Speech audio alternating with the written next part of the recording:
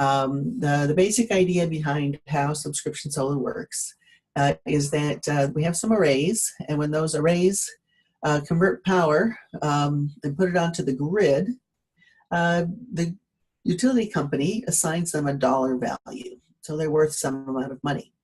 So you can think of these net metering credits that the utility has as a gift card. You can apply that gift card, though, only to your electric bill. Okay? So if you were to get a subscription to solar, you'd be basically buying gift cards, but you get to buy them at 85 cents on the dollar, which is a 15% discount. So one of the important things about when you have a subscription for subscription solar is that you agreed to buy all the gift cards generated by your share of the production of the solar array at the end of the month in which they're produced at a discounted rate.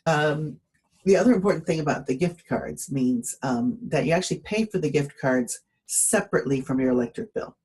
So you'll still get a bill from your electric company, a much lower bill than you would otherwise get. And then you'll get a second bill from Co-op Power to pay for the gift cards. And that bill will actually come through Common Good Finance. So in other words, any gift cards that you've purchased are automatically applied to your electric bill at the full value, even though you only paid 85 cents on the dollar for the gift cards. So each month, you're going to get two bills, your regular electric bill, with the full credits applied for your share of the solar array. So that bill should be lower than it otherwise normally would be. And then you get a second bill for the credits generated that month. And that one you only pay the discount rate for the credits, 15% off. Okay? So the sum of these two bills will average out to be about 15% lower than it would have been without having your solar subscription. So about those two bills, let's do like a few examples because some of this will be unfamiliar to you if you've not had solar in the past.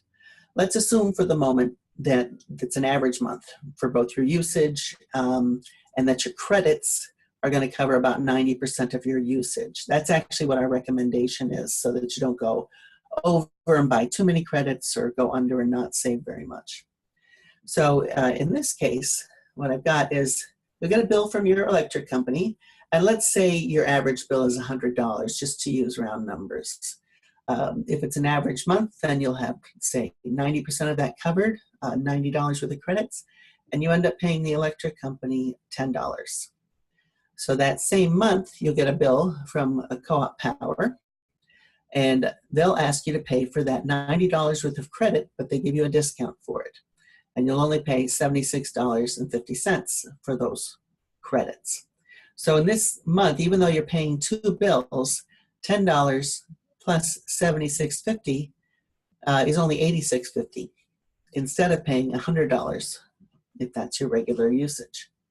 So that's how things would work in, say, an average month. So when we size your subscriptions share, we recommend that you cover 90% of your annual bill. That is not meant to be confusing. If you really wanted to do 100% of your bill, that would be okay. But it might mean that if your usage changes, if your usage goes down, say, if you do some energy efficiency work on your home, if your usage goes down, then you might have to pay for some credits that you couldn't use in that year. And that's usually, we want to try to avoid that. So we usually recommend about 90%, and that's pretty standard for anybody sizing a solar array. There are a few FAQs you may have heard about before, but I'll run through them right now. If the electric rate goes up or down, what happens? Well, your credits continue to cover the same portion of your bill. You still get a 15% discount on your credits. So it's really based on a percentage model. It's not based on an absolute. So if you wait to sign up later, can you wait to sign up later? Well, you could. If you sign up later, though, you run the chance that you'll just be added to the waiting list. And if somebody moves out of the area, we might be able to sign you up because there's a limited number of spaces. So sign up early to make sure that you can have one of those spaces. So what if you move? Because That can happen too. If you move, but it's within Western Massachusetts to a location within your same utility, you can just transfer your credits to your new electric bill. We need 6 months notice though, and this is put on us by the utilities. The utilities only allow accounts to be changed twice a year.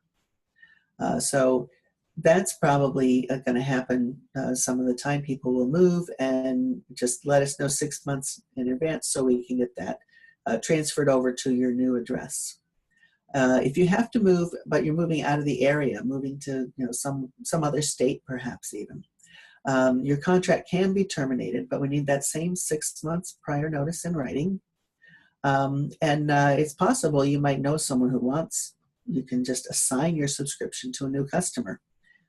Same 6 months notice on that as well. So if you want to sign up, you may have heard some of this before, but I'll run through it again.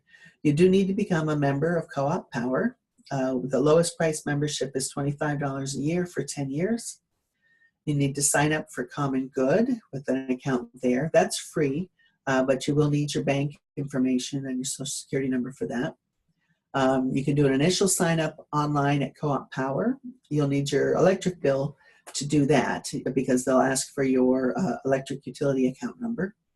And then you'll need to send a picture of your most recent electric bill to solar@cooppower.coop. Then the volunteers at Co-op Power and the staff at Co-op Power will figure out what 90% of your electric needs are and draw up an appropriate contract for solar shares for you. And then when it comes time, the final contract can be signed and you'll be completely signed up with our solar revolutionary subscription solar program.